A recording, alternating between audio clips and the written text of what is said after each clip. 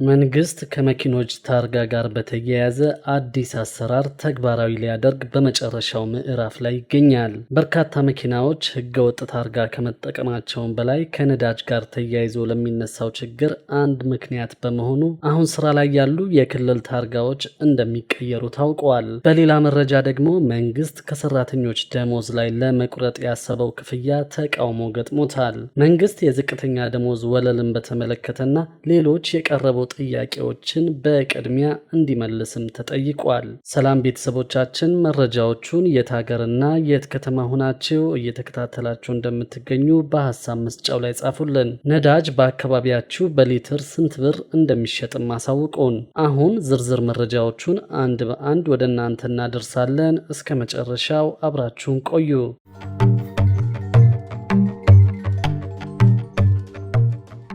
መንግስት ከመኪኖች ታርጋ ጋር በተያያዘ አዲስ አሰራር ተግባራዊ ሊያደርግ በመጨረሻው ምዕራፍ ላይ ይገኛል። በርካታ መኪናዎች ህገወጥ ታርጋ ከመጠቀማቸውም በላይ ከነዳጅ ጋር ተያይዞ ለሚነሳው ችግር አንድ ምክንያት በመሆኑ አሁን ስራ ላይ ያሉ የክልል ታርጋዎች እንደሚቀየሩ ታውቀዋል። በክልል ከተሞች በሚገኙ ማደያዎች ነዳጅ እያለም ነዳጅ የለም በማለት ነዳጅ እንዳይቀዱ እንደሚከለከሉ በመግለጽ አሽከርካሪዎች በተደጋጋሚ ቅሬታ ሲያቀርቡ ይስተዋላል።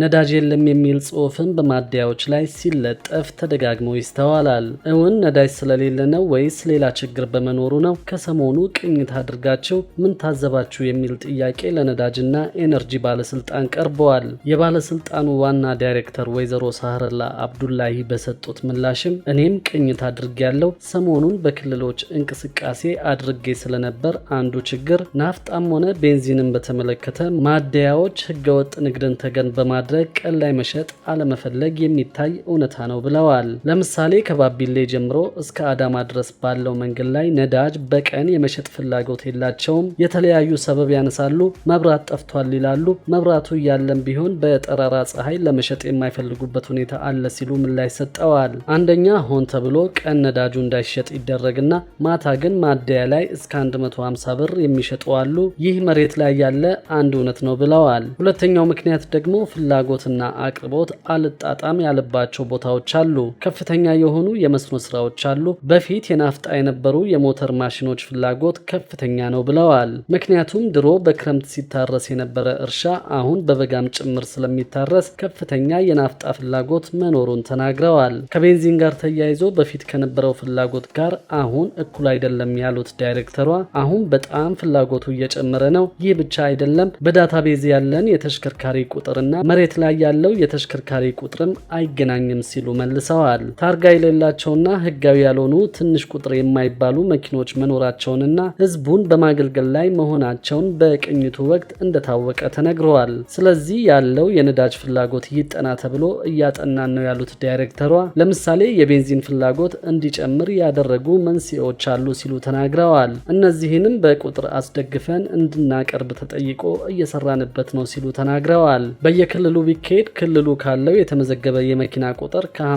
እና ከ60 በመቶ በላይ የማይታወቁ መኪኖች መኖራቸውን አስታውቀዋል። በመንግስት ስርዓት ተመዝግበው ያሉ የመኪና ቁጥሮችና በየአካባቢው ህጋዊ ታርጋ የሌላቸው መኪናዎች አሉ ሲሉም አስረድተዋል። ስለዚህ አንድ ብሔራዊ የታርጋ ሲስተም እንዲኖረን እየተሰራ ነው። አሁን ያለው የታርጋ ሲስተም እንደ አዲስ ሊቀየር የሚችለው የሚሆነው ብለዋል። ድጎማ እንዲደረግላቸው ተብለው የተለዩ ተሽከርካሪዎች ቁጥር ወደ 300 ሺህ ገደማ ነበር ያሉት ኃላፊዋ ከ2014 ሐምሌ ወር ጀምሮ እስካሁን በድጎማ ተመዝግበው ያሉት ግን ወደ 199 ሺህ አካባቢ ከመሆናቸውም በላይ አሁንም የማይታወቁ ቁጥሮች አሉ ብለዋል። ሀገር አቀፍ የነዳጅ ግብይቱን በዲጂታል ስናደርግ ያጋጠመን ችግር ለምሳሌ ደቡብ ኢትዮጵያ ክልል ከ30 ሺህ በላይ ህጋዊ ታርጋ የሌላቸው ተሽከርካሪዎች ተገኝተዋል። በአማራ ክልል ደግሞ ወደ 4000 አካባቢ ክልሉ አላውቃቸውም ያላቸውና ህጋዊ ታርጋ የሌላቸው መኪናዎች መለየታቸውን ገልጸዋል። በሌላ መረጃ ደግሞ መንግስት ከሰራተኞች ደሞዝ ላይ ለመቁረጥ ያሰበው ክፍያ ተቃውሞ ገጥሞታል። መንግስት የዝቅተኛ ደሞዝ ወለልን በተመለከተና ሌሎች የቀረቡ ጥያቄዎችን በቅድሚያ እንዲመልስም ተጠይቋል። በዚህም የሰራተኞች ጥያቄ ምላሽ ሳያገኝ ተጨማሪ ክፍያን የሚጠይቀው ረቂቅ መቅረቡ ሌላ ጫናን ይፈጥራል ተብሏል። እስካሁን ያቀረብነው ጥያቄ ምላሽ ሳያገኝ ተጨማሪ ክፍያን የሚያስከትለው ረቂቅ አዋጅ መቅረቡ ሰራተኞች ላይ ሌላ የኑሮ ጫናን የሚፈጥር ነው ሲል የኢትዮጵያ ሰራተኛ ማህበራት ኮንፌዴሬሽን ኢሰማኮ አስታውቋል። የህዝብ ተወካዮች ምክር ቤት ከሰሞኑ ባደረገው መደበኛ ስብሰባ በቅድመ አደጋ፣ በአደጋና በድህረ አደጋ ወቅት ለሚወሰዱ የአደጋ ስጋት ቅነሳ ምላሽና መልሶ ማቋቋም የሚሆን የኢትዮጵያ አደጋ ስጋት ምላሽ ፈንድ መቋቋሙ ተገልጿል።